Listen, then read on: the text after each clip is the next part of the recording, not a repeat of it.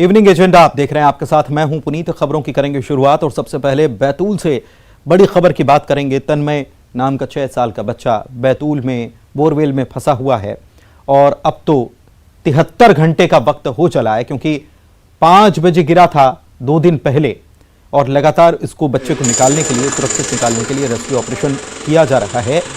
50 feet की गहराई पर बच्चा फंसा हुआ है, जानकारी जो मिली है उसके मुताबिक, और उसके समानांतर एक गड्ढा किया गया, 45 फीट के आसपास का गड्ढा किया गया और अब टनल बनाने का काम किया जा रहा है, जिसकी तस्वीरें आपको दिखा रहे हैं। और ये टनल जो है ये 10 फीट करीब लंबी होगी, लेकिन जो जानकारी इस बीच निकल कर आ रही है कि इसमें सुरंग जो बनाई जा रही है, इसमें मिट्टी जो है वो धसक रही है कुछ कुछ जगहों पर और बड़ी चट्टानें भी बीच में सामने आ रही हैं। और ये भी बताया जा रहा है कि तन्मय से महज 1.5 फीट की दूरी है इस टीम की, 1.5 फीट की दूरी है। उतना खुदाई जो है टनल बनाने के लिए वो बाकी है और उसमें समय लग रहा है। अब समय क्यों लग रहा है? क्योंकि एक तो चट्टान है और दूसरा कि बड़ी मशीनों के सहारे इस टनल को नहीं खोदा जा सकता, क्योंकि बच्चे की जान को खतरा हो सकता है, मिट्टी धसक सकती है। पूरी रेस्क्यू टीम जो है उसके लिए मुश्किलें खड़ी हो सकती हैं।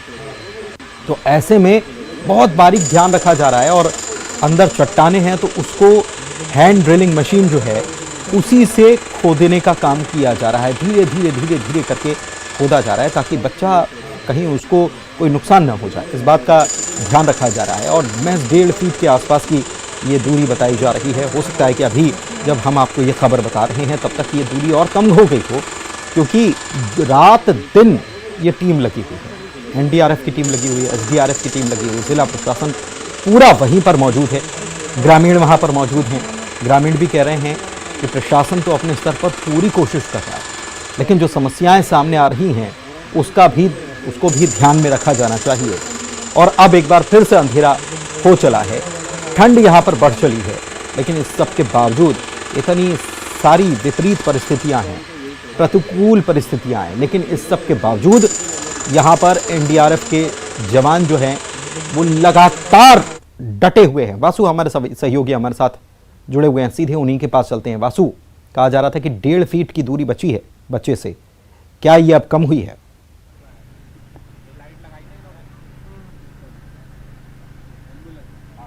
जी बिल्कुल, देखिए लगातार तन्मय का रेस्क्यू ऑपरेशन जो है वो जारी है और अब कुछ ही दूरी पर रेस्क्यू ऑपरेशन करने वाली जो टीम है, जो रेस्क्यू का दल है, वो तन्मय से है। आप देख सकते हैं कि यहाँ पे रोप डालने का काम भी शुरू हो गया है, यानी कि जो लोग अंदर रेस्क्यू ऑपरेशन कर रहे हैं और यही वो रास्ता है जहां से तन्मय को लेकर टीम बाहर आएगी। ये सबसे खास एक्सक्लूसिव पहली तस्वीरें हमने लगातार कल भी दिखाई थी और आज भी आपको जो एक पीले कलर का एक पर्दा, कर्टन नजर आ रहा होगा, वही उसी के पीछे जस्ट टनल बनाया गया है और वहीं पर रेस्क्यू टीम जो है वो मौजूद है। ये जानकारी मिली है कि अब बहुत ज्यादा दूर टीम नहीं है तन्मय से, और तन्मय को जैसे ही रिकवर किया जाएगा और इसी रास्ते से तन्मय को लेकर यहाँ ऊपर आया जाएगा और यहाँ पे आपको एक एम्बुलेंस दिखाई देगी। ये एम्बुलेंस है और इसके साथ में एक बाजू बनाया गया है पर सारी जो टीम है मेडिकल इक्विपमेंट्स के साथ वो यहाँ पर तैयार है और तुरंत ये कोशिश होगी कि तन्मय को जो इमरजेंसी ट्रीटमेंट है वो यहाँ पर प्रोवाइड कराया जाए। लगातार ये ऑपरेशन बीते 3 से 4 दिनों से चल रहा है, लेकिन तन्मय की आप परिस्थिति यहाँ पे समझ सकते हैं। कड़कड़ाती हुई ठंड, ऊपर से पानी का रिसाव, ये तमाम सारी समस्याओं से जहाँ शासन प्रशासन दो चार हो रहा है, वहीं एक नन्ही सी जान भी इन तमाम सारी परेशानियों को इतने लंबे समय से झेल रही है। इसलिए हम सब यही प्रार्थनाएं कर रहे हैं, यही दुआएं कर रहे हैं कि तन्मय पूरी तरह से सुरक्षित हो, पूरी तरह से सुरक्षित रूप से बाहर आए और ये सारी जो कोशिशें हैं वो यहाँ पर कामयाब हो। तो सबसे बड़ा अपडेट फिलहाल इस समय यही है कि टीम अब बेहद नजदीक पहुंच चुकी है। सुबह भी इस ऑपरेशन में कुछ दिक्कतें आई क्योंकि 45 फीट गड्ढा जो खोदा गया था उसमें 10 से 12 फीट की एक हॉरिजॉन्टल टनल बनाने का जो काम है वो लगातार चल रहा था और उसमें भी बीच में कई सारी चट्टानें आई, जलभराव की स्थिति बनी और इन सारी चीजों से दो चार होते हुए शासन प्रशासन और एनडीआरएफ एसडीआरएफ का जो अमला है वो अपने काम को, पूरे ऑपरेशन को लगातार यहाँ पे अंजाम देता हुआ नजर आया है। अब कुछ देर में ये माना जा रहा है कि ऑपरेशन खत्म हो सकता है और तन्मय को यहाँ से रिकवर किया जाएगा, रेस्क्यू किया जाएगा और फिर तन्मय को लेकर जो मेडिकल की टीम है वो यहाँ से जो हायर सेंटर्स हैं यानी कि जो अस्पताल हैं, ये माना जा रहा है कि बैतूल जिला अस्पताल तन्मय को सबसे पहले ले जाया जाएगा। प्राथमिक उपचार उसे तुरंत बाहर निकालने के बाद यहीं पर दिया जाएगा।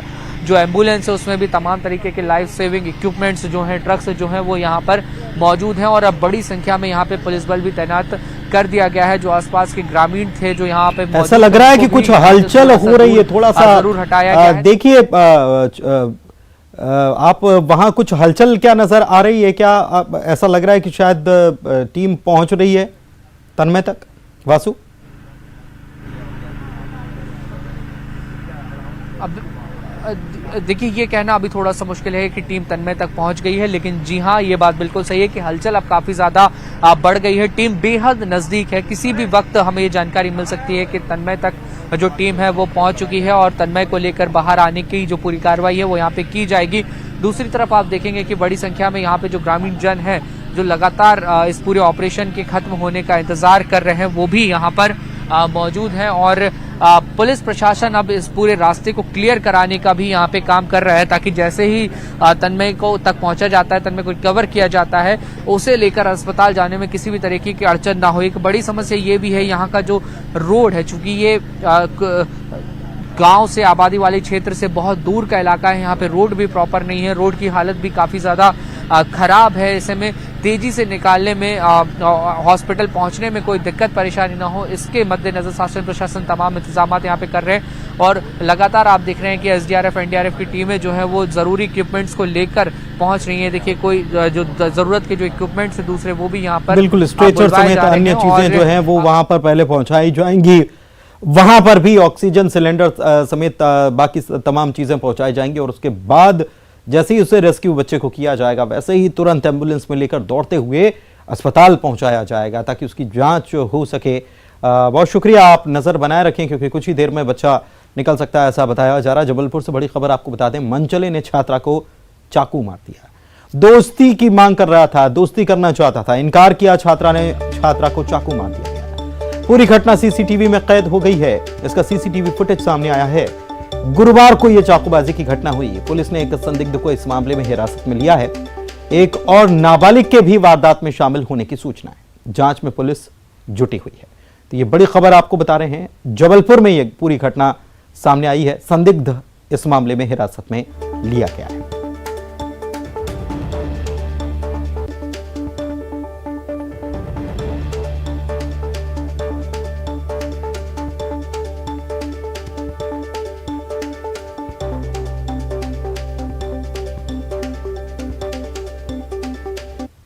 घटना थाना घमापुर क्षेत्र अंतर्गत हुई है। एक 16 वर्षीय बच्ची को उसी के मोहल्ले के एक व्यक्ति ने एक नाबालिग किशोर की सहायता से उसकी लोकेशन लेकर के चाकू से प्राणघातक आघात पहुंचाए थे और बच्ची को उसके अस्पताल ले जाया गया था। धारा 307 का प्रकरण दर्ज किया गया है। एक नाबालिग किशोर को थाने में गिरफ्तार कर लिया गया है, उसे कोर्ट पेश किया गया है। दूसरे की तलाश के लिए हमारे यहाँ से 6 से 7 टीमें लगाई गई हैं और शीघ्र उसकी गिरफ्तारी की।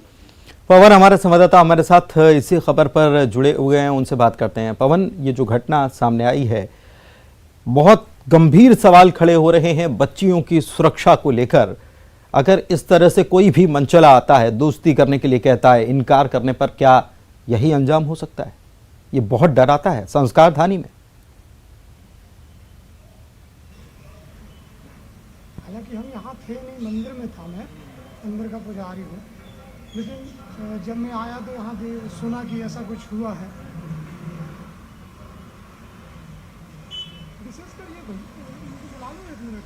पवन, आप सुन पा रहे हैं?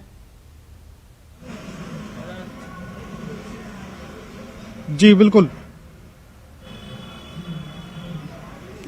पवन, ये घटनाएं एक के बाद एक घटनाएं जो हैं, से ये अंदाजा लगाया जा सकता है।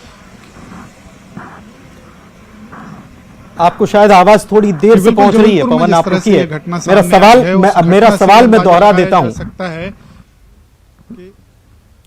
पवन, लगातार इस प्रकार की घटनाएं पूरे मध्य प्रदेश में सामने आ रही हैं। टीकमगढ़ की तस्वीरें हमने दर्शकों को दिखाई थी कि कैसे टीकमगढ़ में एक मनचला जो है लड़की को सरेराह छेड़ते हुए चले जाता है। ग्वालियर में कैसे घटना हुई वो हमने दिखाई थी, और इसके बाद उज्जैन में चाकूबाजी की घटना, छेड़खानी का विरोध करने पर हो गई। दो घटनाएं सामने आई हाल ही में, और अब जबलपुर से, संस्कारधानी से यह घटना सामने आई है। यह सवाल खड़े कर रही है कानून व्यवस्था पर, सवाल खड़े कर रही है कि बेटियां कितनी सुरक्षित हैं मध्य प्रदेश में। कोई भी मनचला किसी तरीके से अगर इनकार होता है तो क्या वो इसी तरीके की वारदात को अंजाम देगा? पुलिस क्या कर रही है?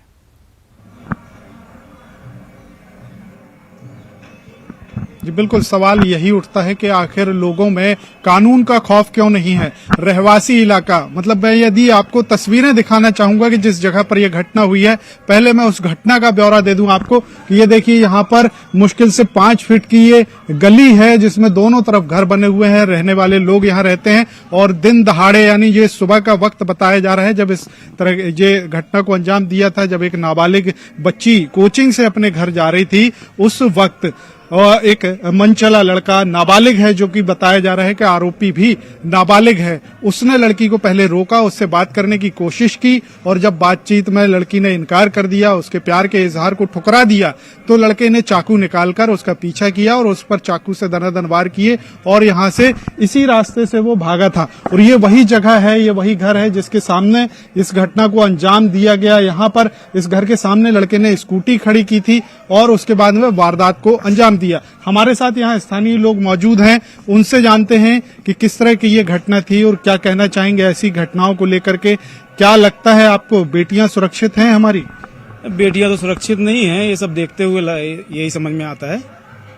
और ये सुबह की घटना थी कल कि बच्ची कोचिंग से लौट रही थी और मैं ऊपर ब्रश करके मुंह धो रहा था, और वो बंदा लड़का आया, उसने गाड़ी यहाँ रोकी और उन लोग थोड़ी यहाँ बात हुई, तो मैंने झांक के देखा तो मैंने कुछ बात हो रही होगी। फिर दोबारा मैंने झांका तो वो यहाँ पे आ गया था किनारे, और उसने छुरा निकाल लिया था। तो फिर मैंने ऊपर से चिल्लाया उसको, वो मारने की कोशिश कर रहा था, तो मैंने चिल्लाया तो उसने ऐसे करके देखा और फिर यहाँ मार दिया। जब तक मैं दौड़ते हुए नीचे उतरा और मैंने आवाज़ मारा कि पकड़ो पकड़ो, मैंने वो छुरा चला रहा है। फिर नीचे आया तो जब तक उसने 2-3 घाव मार दिया था बच्ची को। ये घमापुर इलाका जो है बदमाशों का इलाका है, यहाँ इस तरह की घटनाएं होती हैं। आप लोगों का आए दिन इस तरह से पाला पड़ता होगा ऐसे लोगों से, बदमाश?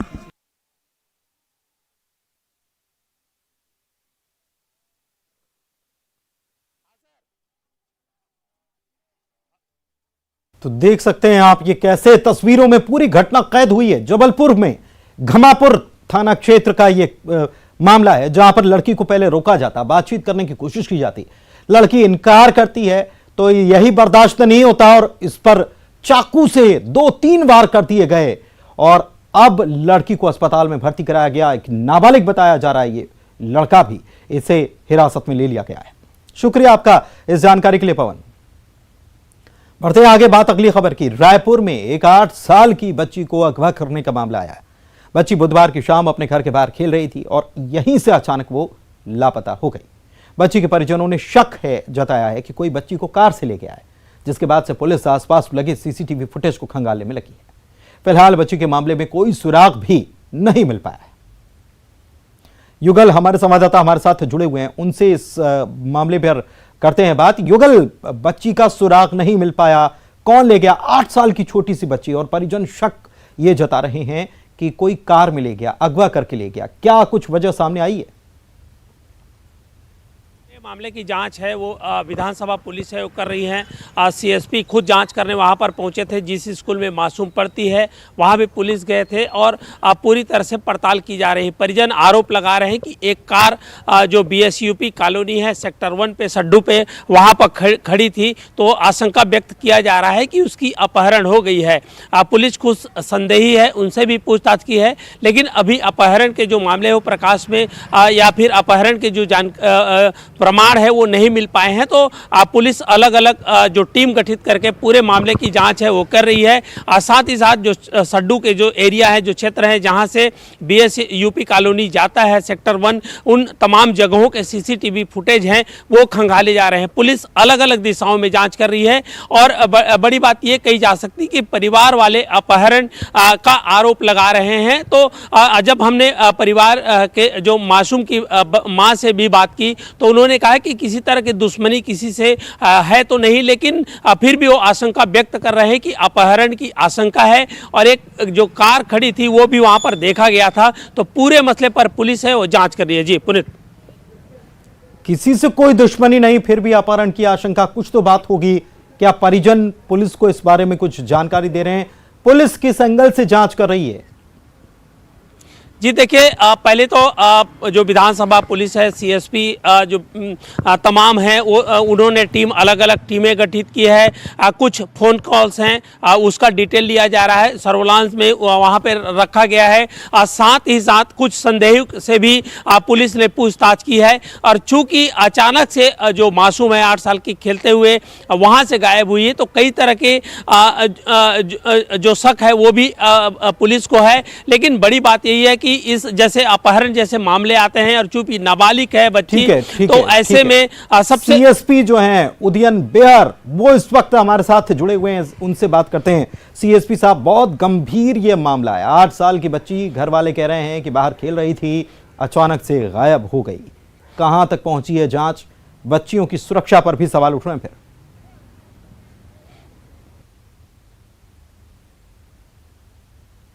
CSP साहब, आपका आवाज मिल पा रही है? हाँ, मुझे आवाज मिल पा रही है जी। कहां तक पहुंची है जांच सर? कुछ पता चल पाया बच्ची का? CCTV फुटेज या आदि चीजें? CCTV फुटेज अभी जो वहां पर के आसपास के वहां पास की फुटेज है वो बंद थे, 2 दिनों से बता रहे हैं। और उनके जो बच्ची जो उनके साथ खेल रही थी, उनके बच्चियों से पूछताछ की गई है जो उनके साथ खेल रही थी उनसे। और साथ में कुछ आसपास के परिवारजनों से भी पूछताछ की जा रही है अभी इस मामले में। और आगे भी इसमें देख रहे हैं, अन्य जगह फुटेज भी तलाश कर रहे हैं। पास की तो नहीं मिली है, थोड़ा दूर के फुटेज भी चेक कर रहे हैं इसमें वर्तमान में। CSP साहब, परिवार वाले कह रहे हैं कि बच्ची को अगवा किया गया। आपकी तो बात हुई होगी क्योंकि आप खुद मौके पर पहुंचे थे। बच्चों से भी आपने बात की, बच्चे जो खेल रहे थे साथ में, उनसे तो बहुत सारी चीजें पता चल गई होंगी। जी, अभी तक ऐसा कोई आई विटनेस नहीं है जिसने अगवा करने की बात कही हो। सब केवल एक अनुमान के हिसाब से ही बात कर रहे हैं और न ही हमें भी अभी तक ऐसा कोई साक्ष्य मिला है जिसके हिसाब से हम परफेक्टली ये बोल पाए किसी ने अगवा किया है वाली बात। चलिए ठीक है, बहुत सारी चीजें पुलिस साझा नहीं करना चाहती क्योंकि केस पर प्रभाव पड़ जाता है। बहुत शुक्रिया हमारे साथ जुड़ने के लिए और ये जानकारी साझा करने के लिए। और खबर सतना से, जहां पर कई महीनों से राशन नहीं मिलने से ग्रामीण परेशान हैं और अब उन्होंने तहसीलदार तक अपनी शिकायत पहुंचाई है। मामला रामपुर बघेला नगर परिषद के वार्ड नंबर 3 हर्ष नगर करही बस्ती का है। यहां के सैकड़ों गरीब परिवार तहसीलदार कार्यालय गए और तहसीलदार से राशन न मिलने की शिकायत की। गरीब ग्रामीणों का यह आरोप है कि कोटेदार दुकान नहीं खोल रहा है, अंगूठा लगवा लिया जाता है लेकिन राशन दिया नहीं जाता। 3 महीनों से उनको राशन नहीं दिया गया है। ऊपर से कोटेदार कहीं भी शिकायत करने की धमकी देता है कि शिकायत कहीं भी कर दो, कुछ नहीं बिगड़ने वाला।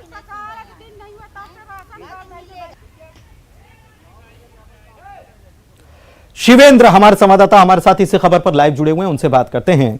शिवेंद्र, हाल ही में मुख्यमंत्री के सख्त तेवर नजर आए हैं और मुख्यमंत्री जा रहे हैं, राशन मिल रहा है कि नहीं मिल रहा है इस तक की तस्दीक कर रहे हैं, लेकिन उसके बावजूद भी, और कार्रवाई भी कर रहे हैं, लेकिन उसके बावजूद भी लगता नहीं कि डर है, क्योंकि यहां तो न दुकान खोली जा रही है, अंगूठा लगवा लिया जाता है और कहता है ये कि आप कहीं भी शिकायत कर दो, मेरा कुछ नहीं बिगड़ेगा।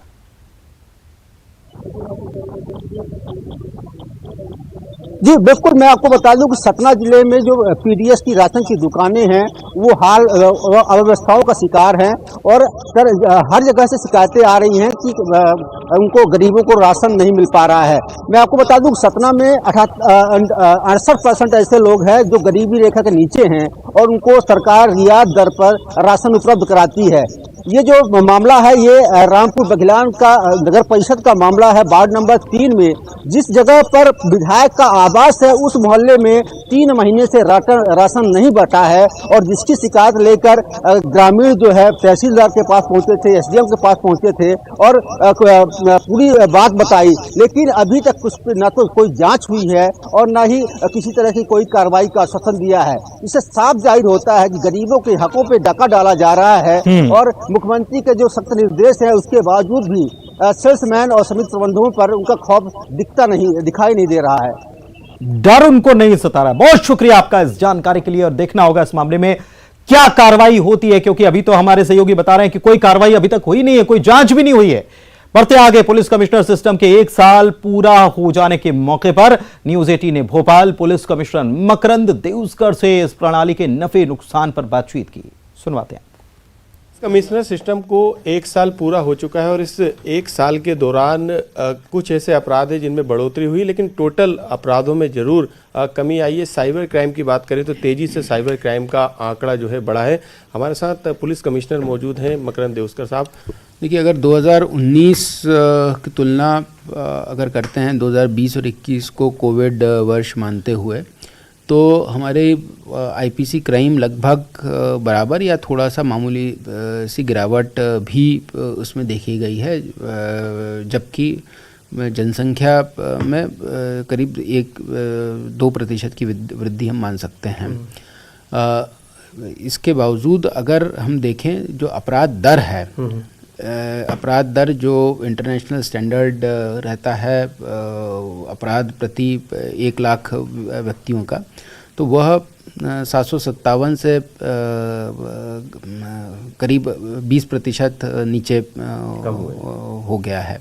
तो ये हमारे लिए एक उपलब्धि रही है और इसके अतिरिक्त जो उपलब्धि अगर हम मानते हैं वो यह है कि जो आतन अपराधी थे, जो गुंडे हैं, उनके द्वारा आप अगर आंकड़े देखें तो उसमें लगभग 50% की वृद्धि कमी हुई है। मतलब 2500 से लगभग 2500 घटनाओं की तुलना में 1300 घटनाएं उनके द्वारा की गई हैं। बिल्कुल, लगातार पुलिस कमिश्नर सिस्टम पे अलग अलग पहलुओं पे विचार भी किया जा रहा है और इसे और मजबूत करने की कोशिश जो है वो सरकार की तरफ से लगातार की जा रही है। कैमरामैन खिलान सिंह के साथ मनोज राठौर, न्यूज़ 18 भोपाल। और आइए अब देखते हैं गाड़ी चलाने वालों के लिए एक बड़ी खबर। वेल्वोलिन लेकर आया है ऑल क्लाइमेट एडवांस और all climate premium full synthetic engine oil, जो कि सुटेबल है हर कार के लिए और दे बेहतरीन ड्राइविंग एक्सपीरियंस। तो आइए लोगों से पूछते हैं उनकी राय। Valvoline all climate full synthetic engine oil डालने से मेरे कस्टमर की कार ठंड में हाथ सेल्फ स्टार्ट हो जाती है और बैटरी की लाइफ भी बढ़ जाती है। वेल्वोलिन और climate premium engine oil perfect car से लेकर पावरफुल एक्सयूवी सभी गाड़ियों के लिए परफेक्ट है। और इसी के साथ इस बुलेटिन में इतना ही। खबरों का सिलसिला जारी है। नमस्कार।